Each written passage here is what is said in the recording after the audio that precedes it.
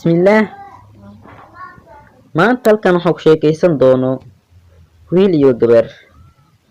Wiilkii ayaa bilaabay oo wuxuu yidhi, Are you interested? Miyaad xiisaynaysaa to make a practice inaad wada sheekays la yeelato with me aniga? Gabadhii baa soo booda waxay tidhi, Yes, of course. Haa, dabcan. So sidaas darteeda, let the cat be out of the bag. Soo daa waxaad hayso. I mean, maxaan ula jeedaa? Start our practice. Noo bilaabo sheekaysigeeni. Wiilkii asoo booda wuxuu yidhi isagane, Shall I ask you? Miyaan ku weydiiyaa? The first query. Su-aasha ugu horeysto.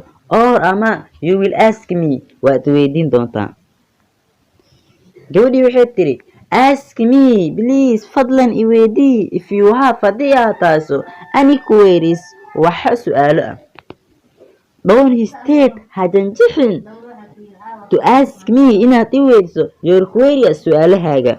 Wiilkii asoo booda wuxuu yidhi, Do you desire me? Waxaad iga filanaysaa to ask you inaan ku weydiiyo easy query su-aal fudud or ama difficult query su-aal adag.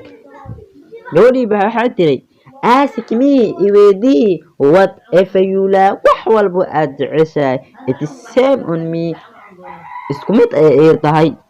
Whether haddii you ask me aad i weydiiso an easy query su-aal fudud or ama difficult query su-aal adag.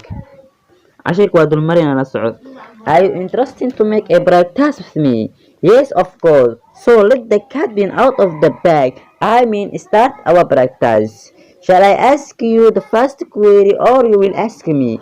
Ask me, please, if you have any queries. Don't hesitate to ask me your queries. Don't desire me. Do you desire me to ask you easy query or difficult query? Ask me whatever you like. It's same to me whether you ask me an easy query or difficult query. Halkaas iyo cashirkeen maadna u og yahay. Fadlan haddii aad kanaalka cusub tahay subscribe saar. Haddii aad hore nala joogtidne waa ku mahadsantahay la joogaaga. Laagtana ha ka iloobin.